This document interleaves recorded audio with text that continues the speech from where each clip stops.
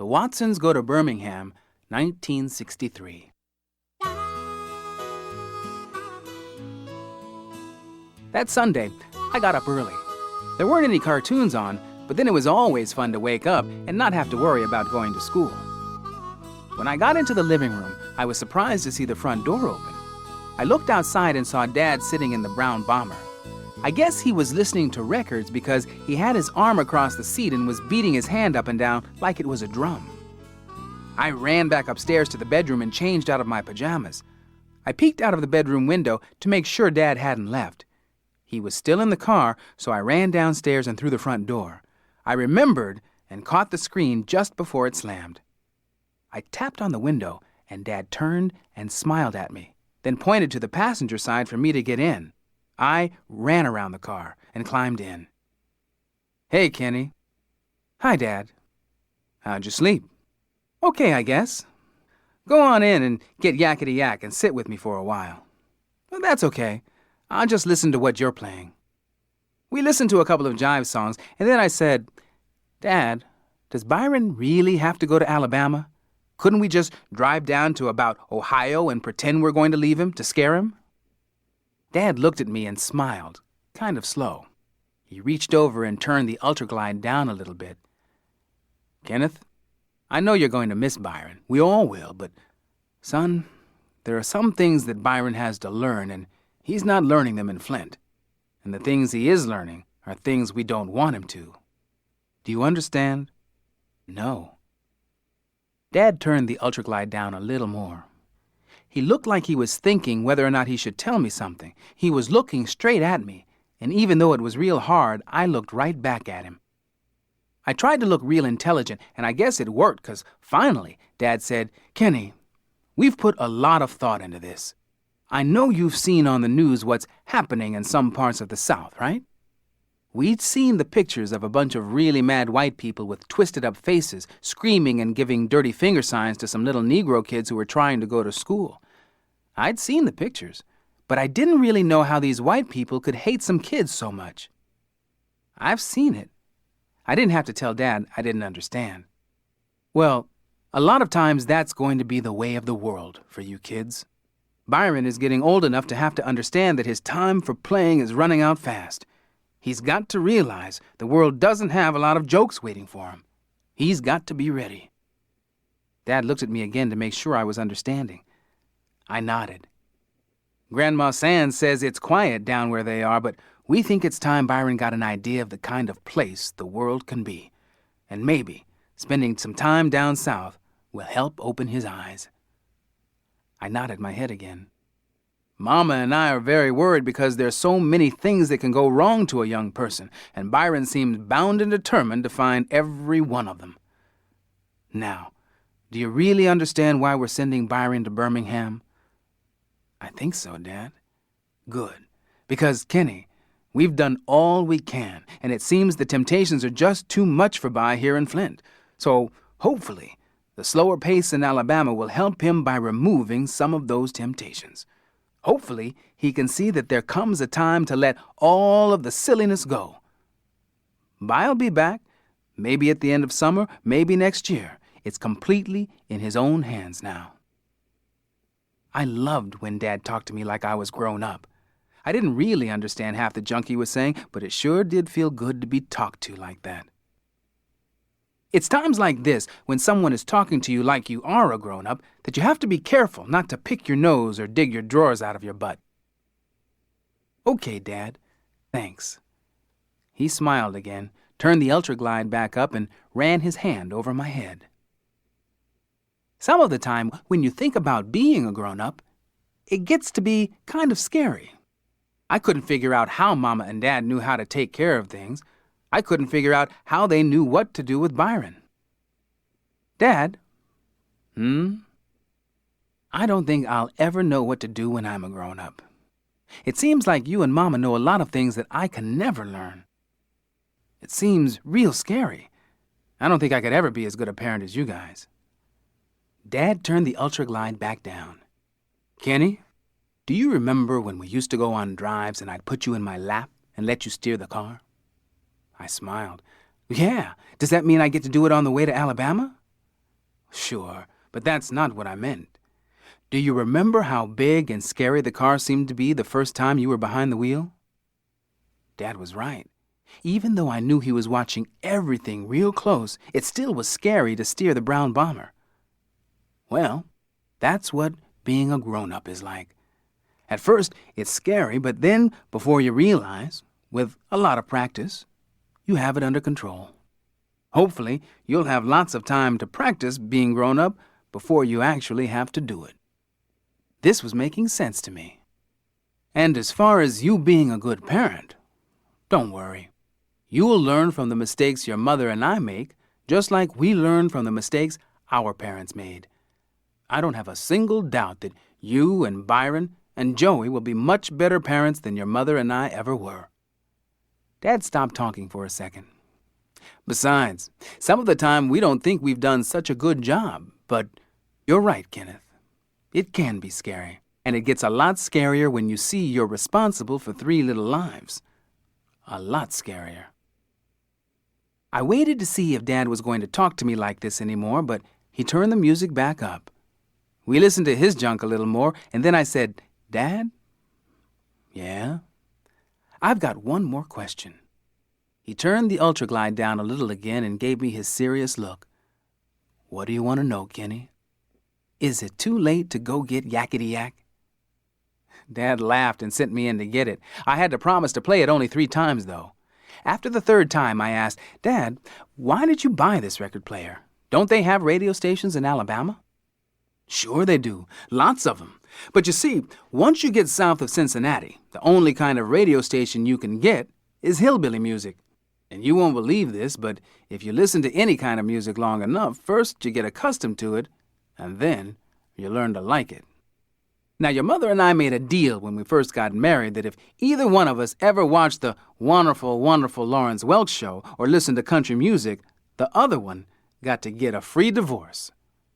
I'm kind of used to your mother, and I don't want to have her dump me, so instead of taking the chance I would get hooked on hillbilly music, I thought it would be wise to bring our own sounds along with us. Even though this made sense to me, Mama didn't buy it. And for the next week, while we were getting everything set for going to Alabama, she kept reminding Dad how much the Ultraglide cost and how it messed up all the plans she'd written in her notebook. Me and Joey were in the living room playing when Mama and our neighbor, Mrs. Davidson, came in. "Hello, Joetta." "Hello, Kenneth." "Hi, Mrs. Davidson." I noticed right away that she had something behind her back. She said, "Since I won't be seeing you for a while, I thought I'd give you something so you wouldn't forget about me, sweetheart." She stuck a box out toward Joey. I could kill Joey the way she opened presents. Instead of ripping the wrapping paper off, she hunted around to find each piece of tape, then peeled it off real careful. It took her about 2 days to get all the paper off and open the box. Joey finally held up her present. I didn't think Mrs. Davidson noticed, but I could tell there was something that Joey wasn't too happy about. She looked at Mama real quick, and Mama looked at her. Then Joey said, "Thank you very much, Mrs. Davidson." Mama smiled. Mrs. Davidson took the present from Joey and handed it to Mama. "See, Willona? It's just like I told you. Look at that smile. The minute I saw it, it reminded me of Joetta. Is that her smile or what? In fact, do you know what I named this angel?" Joey pretended she was stupid and said, "No, Mrs. Davidson. I've named her after my favorite little girl. This angel's name is Joetta." I went over for a closer look. Mrs. Davidson had bought Joey a little angel that was kind of chubby and had big wings and a halo made out of straw. The only thing about its smile that looked like Joey to me was that the angel had a great big dimple too. It was made out of white clay, and it looked like someone had forgotten to paint it. The only thing that had any color on it were its cheeks and its eyes. The cheeks were red, and the eyes were blue. Mrs. Davidson said, "Ooh, child, give me one more big hug before I go." Joey got up and hugged Mrs. Davidson, then took her angel and said, "I'm going to put her in my room. Thank you, Mrs. Davidson." "You're welcome, precious." Mrs. Davidson looked like she was going to cry. We all knew she'd kidnap Joey if she had the chance. She liked her that much. When Mrs. Davidson left, Mama went upstairs and into Joey's room. I eavesdropped. They were both sitting on Joey's bed. I was very proud of the way you behaved, Joetta. What was wrong? That angel, Mommy. Oh? Mrs. Davidson said it reminded her of me, but it didn't look like me at all. Mama looked around the room. Where'd you put it? It's in my socks drawer. Joey was so neat, she had a separate drawer for socks. Mama went and got the angel and sat next to Joey. Sweetheart, I can see how it reminds her of you. Look at that dimple. But, Mommy, it's white. Mama laughed. Well, honey, I can't say it isn't, but an angel's an angel. What do you think? Maybe, but I know that angel's name isn't Joetta Watson. Well, I'm glad you didn't hurt Mrs. Davidson's feelings. Keep the angel around. You might get to like it. Where do you want me to put it? Back under the socks. Mama laughed. The only one who didn't do anything to get ready to go to Alabama was Byron. He acted like nothing was going to happen, even though Mama got a bunch of our clothes together and put them in suitcases. The smelly green pine tree was hung from the rearview mirror, and all the lists and figuring were done, but Byron acted like he didn't notice. Even after a few more yelling phone calls were made to Alabama, Daddy Cool just kept being cool. Byron didn't even get nervous when Mama packed a whole bunch of food in the giant green cooler we borrowed from the Johnsons. After all of this stuff, it was finally the night before we were supposed to leave. We just got in bed. Byron was up in his bunk, and I was down in mine. I was so excited that I was talking a mile a minute, but I was talking to myself. Byron wouldn't answer or anything. There was a knock at our bedroom door. Come in. It was Mama and Dad. Mama said, Lights out, Kenneth. Byron, you come with us. What for? We thought since this was the last night you were going to be spending in Flint for a while, that you might like to sleep in our room tonight. You thought what? Byron had a way of saying stuff in a few words that made it seem like he was saying a whole bunch more. Come on, By. You're bunking with us tonight, Dad said. Aw, man. Byron jumped out of the top bunk and gave me his death stare. I just shrugged. I guess the grapevine had gotten back to Mama and Dad that By was going to make a prison break tonight before he got transferred to Alabama. He thought I was the snitch, but it was Joey. She knew if Mama and Dad got up in the morning and Byron had flown the coop, that he'd really be a dead man when they finally recaptured him. So I guess she saved his life by snitching. But By sure didn't appreciate it. I sneaked out of bed after Mama and Dad arrested Byron. I was too excited to sleep and too excited to read. I looked out of the window at the brown bomber and couldn't believe it was going to take us all the way to Alabama. The trip didn't become real to us until 9 in the morning when we were in the car waving goodbye to Rufus and heading toward I-75, a road that runs all the way from Flint to Florida. One road. We weren't even on the expressway before Mama started reading out of her notebook, telling us everything that was planned for the next 3 days. Day 1, today. We leave Flint and drive for 300 miles in about 5 or 5.5 hours. That will take us to Cincinnati. 300 miles in one day. It just didn't seem like that could be done. Me and Joey shook our heads. Byron looked out of the window. In Cincinnati, we'll get a room in a motel. We brought plenty of blankets, so you kids will be able to sleep on the floor. Me and Joey cheered. We'd never been in a motel before. Byron just kept looking out of the window. Day 2, tomorrow. Now, your daddy and this car both aren't as young as they used to be, so we don't want to push either one of them too hard. Dad looked shocked. So, we rise and shine real early in the morning and drive for 250 miles in about 5 or 6 hours. That should put us right outside of Knoxville, Tennessee. Mr. Johnson says that there are some clean, safe rest stops there so we can spend the night in the car. If that's true, we'll stay there. If not, we'll have to see if we can find a motel room in Knoxville. Day 3, Monday. This is going to be a tough day for your daddy because he's going to have to drive for more than 6 hours. After we leave Knoxville, we've got about 300 miles to go. If we leave early enough, we'll be pulling into home about 3 in the afternoon. Mama turned the page in her notebook. We're going to be able to stop once a day on the way down for hamburgers and once a day on the way back. Me and Joey cheered again at this news. Byron acted like he didn't hear. Now, if we sleep in the car outside Knoxville, we can stop one more bonus time coming and going. Otherwise, the cooler in the trunk is full of chicken, soda pop, potato salad, sandwiches, and fruit for the whole trip down. I'm sure Grandma Sands will have everything set for the way back. I thought about it for a minute and then asked, Mama, how come we don't just drive until Dad gets tired, then stop?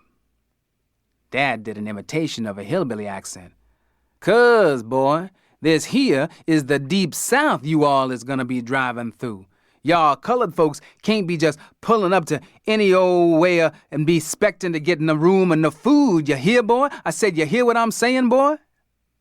Me and Joey laughed again, and even Byron kind of smiled. This only encouraged Dad to say some more Southern-style stuff.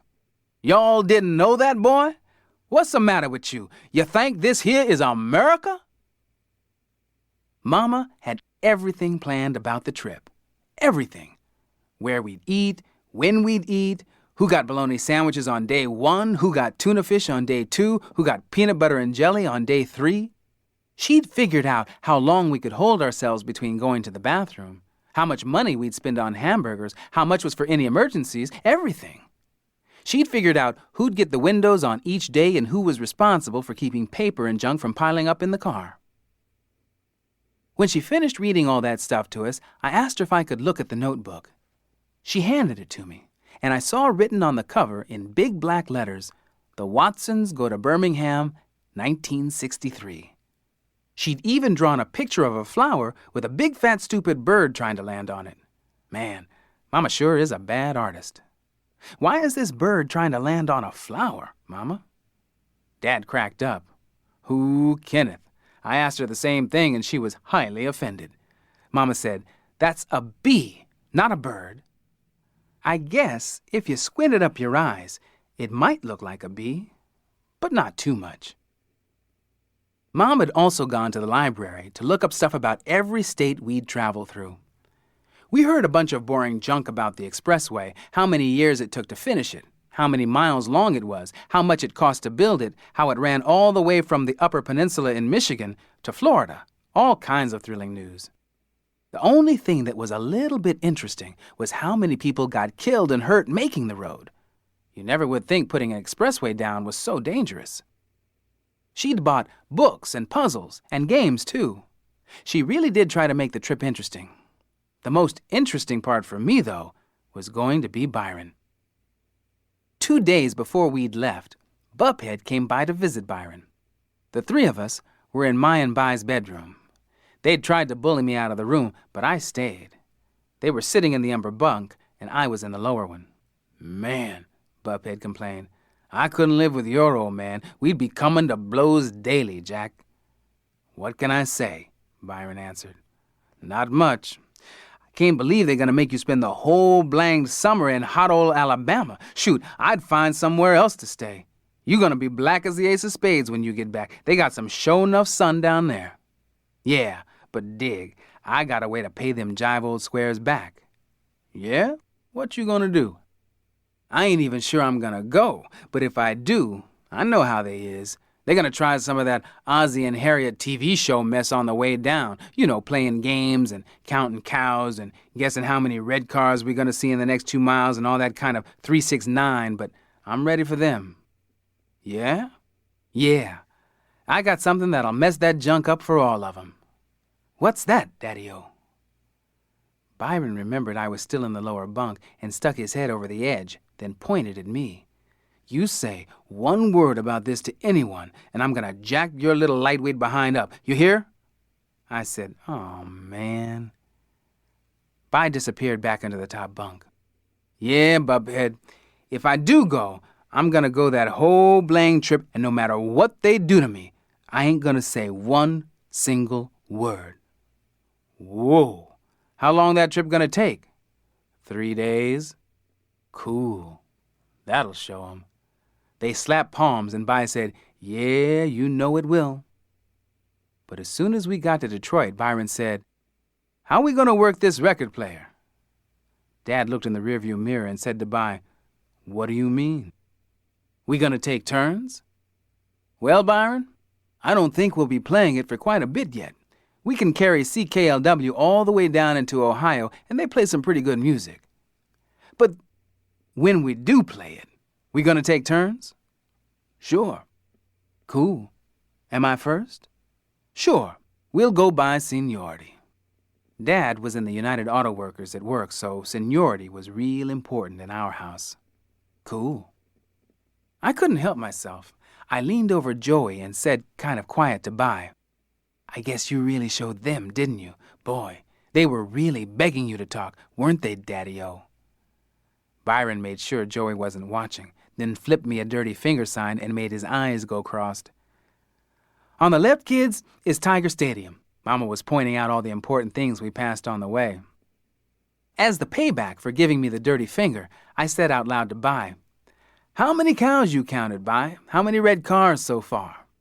He gave me his famous death stare, then leaned over Joey and whispered, "No cars, no cows, but I counted your mama 6 times already." I couldn't believe it. What kind of person would talk about their own mama? I said, "That's your mother too, stupid."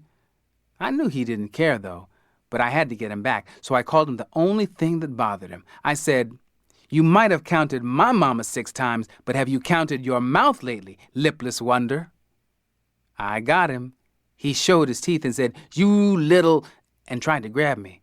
Dad's eye was in the rearview mirror. "All right, you two." I said, "No nonsense, and I don't mean maybe." Byron used silent mouth language to say, "I'm gonna jack you up in Alabama, you punk." So, as we drove down I-75 headed for Birmingham, I felt pretty good. Even though every time I looked at Bi, his eyes were crossed, I didn't care because this one time, I bugged him more than he bugged me.